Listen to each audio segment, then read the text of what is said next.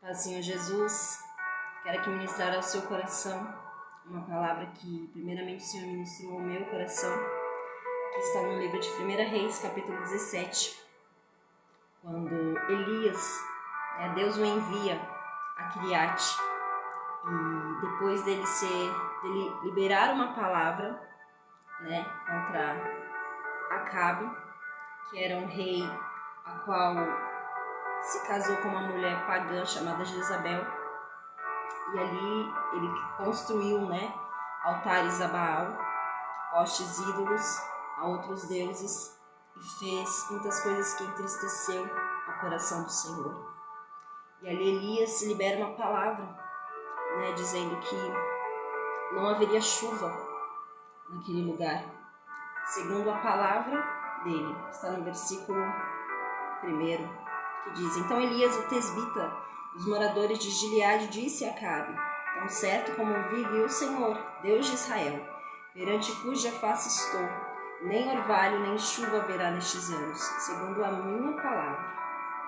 Então veio a palavra do Senhor dizendo: Retira-te daqui e vai para o lado oriental, esconde-te junto à torrente de Querite, fronteira ao Jordão. Beberás da torrente, e ordenei aos corvos que ali mesmo te sustentem. Foi, pois, e fez segundo a palavra do Senhor. Retirou-se e habitou junto à torrente de Querite, fronteira ao Jordão. Verso 6. Os corvos lhe traziam pela manhã pão e carne, como também pão e carne ao anoitecer, e bebia da torrente. Perceba que depois que Elias libera uma palavra, ele então precisa fugir, precisa se esconder. Isso por ordem do Senhor, porque Elias naquele tempo ele era um profeta que confrontava o pecado do povo, que confrontava o erro daqueles que estavam à frente, dos reis, dos líderes daquela época que haviam se corrompido e que também haviam corrompido o povo com as suas atitudes, com as suas decisões, com as suas escolhas. O povo então foi influenciado por aquela liderança a qual havia se afastado da presença de Deus.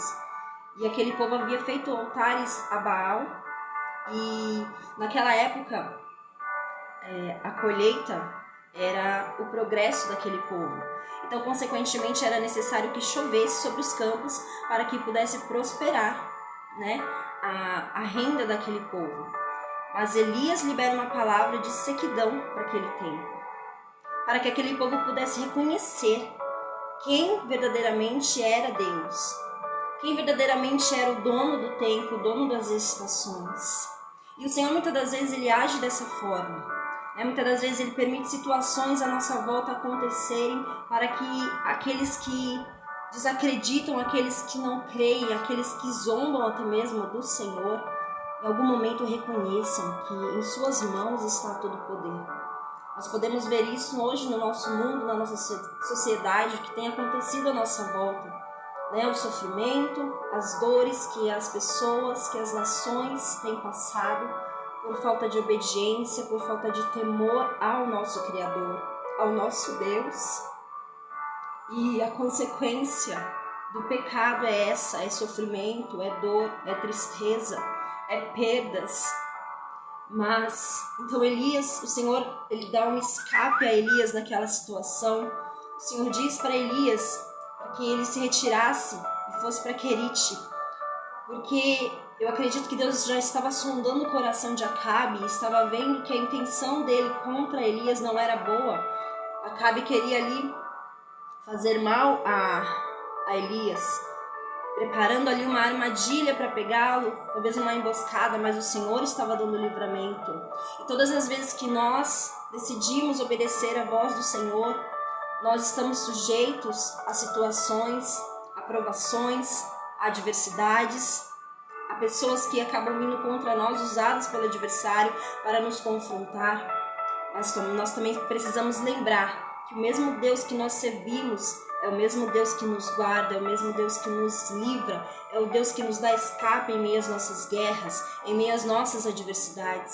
Precisamos lembrar e entender que servir a Deus não nos impede e não nos priva das provações, das adversidades, das lutas, mas sabemos também que Ele está conosco todos os dias. Foi a promessa que Jesus deixou para nós. Eis que estou convosco todos os dias, não só nos momentos bons, não só nos momentos de felicidade das suas conquistas, mas também nas suas adversidades, também nas suas guerras, nas suas lutas, nas suas tristezas. Nos momentos de confrontos que você passa, o Senhor está com você, o Senhor está presente. E ainda que você precise passar por essas situações, você não está só. Deus está te guiando, Deus está te livrando, Deus está te dando a proteção e o livramento necessário para esse momento. E foi o que Ele fez com Elias. Ali Elias ficou em Querite por uma ordem do Senhor, uma direção de Deus. Ele estava sendo guiado pelo Senhor para aquele lugar. E todas as vezes que o Senhor nos dá uma direção, Ele também já envia o recurso para que a gente possa permanecer aonde Ele nos envia. Se Deus está te enviando a fazer algo, se Deus está te dando uma ordem, uma direção, obedeça. Porque ordem não se questiona, se executa. Então, se Deus te deu uma direção, apenas obedeça.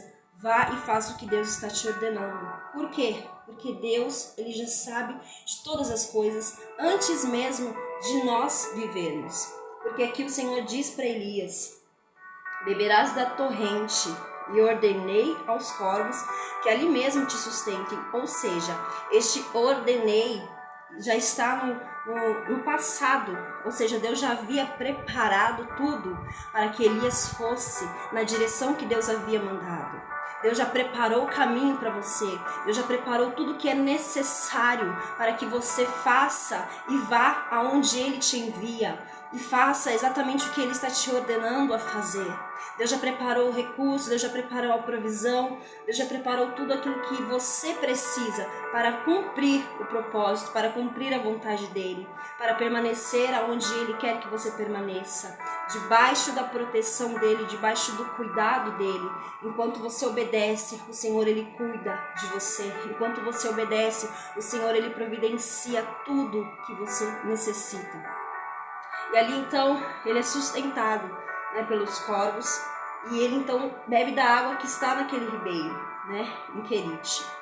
Mas houve um tempo também em que aquele lugar ele seca, aquela água se acaba. Né? No verso 7 diz: mas passado dias a torrente secou, porque não chovia sobre a terra. Então perceba, Elias libera uma palavra. Ele libera uma palavra de que não haveria chuva naquele tempo. Mas também existe um momento em que Elias ele começa a viver aquela palavra. Ele disse que não iria chover. O Senhor dá escape a ele, envia provisão.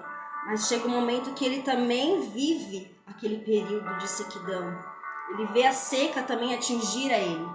Porque a palavra do Senhor ela é espada de dois gumes. Ela corta tanto para quem fala quanto para quem ouve. A palavra do Senhor, ela não é uma simples palavra que a gente ouve e não acontece nada, não. Ela é palavra viva. E a palavra do Senhor, como ele diz em Isaías 55, ele lança a sua palavra e a faz prosperar para o efeito que ele a enviou. Então Deus sempre envia a sua palavra com um propósito, com um objetivo. A palavra do Senhor nunca fica ao vento, nunca fica sem endereço, nunca fica sem uma direção exata. Sempre que Deus nos usa, sempre que Deus fala conosco, sempre que Deus ministra a sua palavra, é sempre para obter o resultado que Ele deseja. Mas Elias então começa a viver aquela situação, aquela palavra que ele mesmo profetiza, que ele mesmo liberou sobre o povo. Porque assim o Senhor faz conosco. Ele nos usa para falar com as pessoas, mas Ele também nos permite viver o que está saindo dos nossos lábios. Por que o Senhor faz isso? Porque nós precisamos ter experiência, nós precisamos ter propriedade, autoridade naquilo que sai dos nossos lábios. E isso vem através da nossa vivência, nós precisamos viver aquilo que está saindo. Porque senão nós somos hipócritas de apenas falar e não viver como os fariseus faziam. Eles falavam para o povo, mas eles mesmos não praticavam, eles mesmos não viviam aquilo. E o Senhor nos permite viver para que a gente tenha experiência. Por quê? Porque chega um momento que pessoas à nossa volta vão precisar de ajuda. E nós precisamos ter propriedade, nós precisamos ter a experiência para saber ajudar essas vidas. E foi o que aconteceu com Elias também. O Senhor diz para ele: dispõe-te e vai a Sarepta, que pertence a Sidom. Demora-te ali onde ordenei a uma mulher viúva que te dê comida. Então ele se levantou e se foi a Sarepta. Chegando à porta da cidade, estava ali uma mulher viúva apanhando lenha. Ele a chamou e lhe disse: traze-me e peço-te uma vasilha de água para eu beber. Olha o verso 12. Porém ela respondeu: tão certo como vive o Senhor teu Deus, nada tenho cozido. Há somente um punhado de farinha numa panela e um pouco de azeite numa botija. Vês aqui, apanhei 2 cavacos e vou preparar esse resto de comida para mim e para o meu filho. Comê-lo-emos e morreremos. Verso 13. Elias lhe disse: não temas, vai, faz o que disseste, mas primeiro faz o dele para mim, um bolo pequeno. Traze-me aqui fora, depois fará para ti mesmo e para teu filho. Porque assim diz o Senhor, Deus de Israel: a farinha da tua panela não se acabará, e o azeite da tua botija não faltará, até o dia em que o Senhor fizer chover sobre a terra. Verso 15. Foi ela e fez segundo a palavra de Elias. Assim comeram ela e a sua casa muitos dias. Da panela a farinha não se acabou, e da botija o azeite não faltou, segundo a palavra do Senhor, por intermédio de Elias. Então perceba que Elias ele passou pelo momento da sequidão, ele contemplou o cuidado, a provisão de Deus, mas depois ele foi um instrumento do Senhor para auxiliar aquela mulher. Deus já havia ordenado aquela viúva, assim como ele fez com os corvos, Deus já havia preparado o lugar aonde Elias deveria se direcionar novamente. Deus sempre vai preparar os recursos para você estar onde Ele quer que você esteja, guarde isso. Deus nunca vai te enviar para um lugar e te largar lá de qualquer maneira, não. Porque Ele é o teu Pai, Ele é o teu protetor, Ele cuida de você. Tudo que você precisa fazer é estar debaixo da obediência, debaixo da palavra do Senhor, para contemplar o sobrenatural. Entenda que quando os recursos da terra acabam, a providência do céu chega para a sua vida. Mas o Senhor não deixará faltar nada do que é necessário para você. Oh, aleluia. E ali aquela mulher, ela estava passando também por um período difícil, onde ela já não tinha mais nada em sua casa, onde a fome estava dentro da sua casa. Ela só tinha um pouco de farinha, um pouco de azeite. E ali ela ia fazer o seu último alimento para ela e seu filho. E ela disse que eles iriam comer e morrer. Para ela, parecia ser o final. Para ela, parecia que não tinha mais jeito, mais solução. Mas Deus havia enviado a provisão sobre aquela casa, através de Elias. Deus estava usando Elias para abençoar aquela moça e, consequentemente, ele ser abençoado por ela. Porque é isso que o Senhor faz. Ele nos usa para abençoar e, consequentemente, nós somos abençoados por Ele também. E Ele libera uma palavra.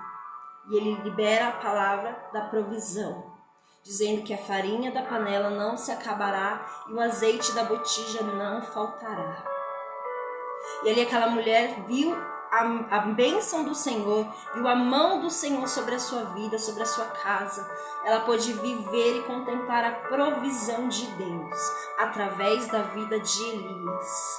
Então entenda que esses momentos que você passa, esses lugares, essas provações, esse cenário de dificuldade, de luta, de falta de recursos aparentemente aqui na terra, é para que você contemple e veja a providência das mãos do Senhor sobre a sua vida, sobre a sua história, sobre a sua casa. Deus, Ele está te ensinando, Deus está te capacitando. Entenda, este cenário é o lugar que Deus vai te ensinar para te usar no lugar do seu propósito. Amém? Que Deus te abençoe, que essa palavra fale ao seu coração, em nome de Jesus.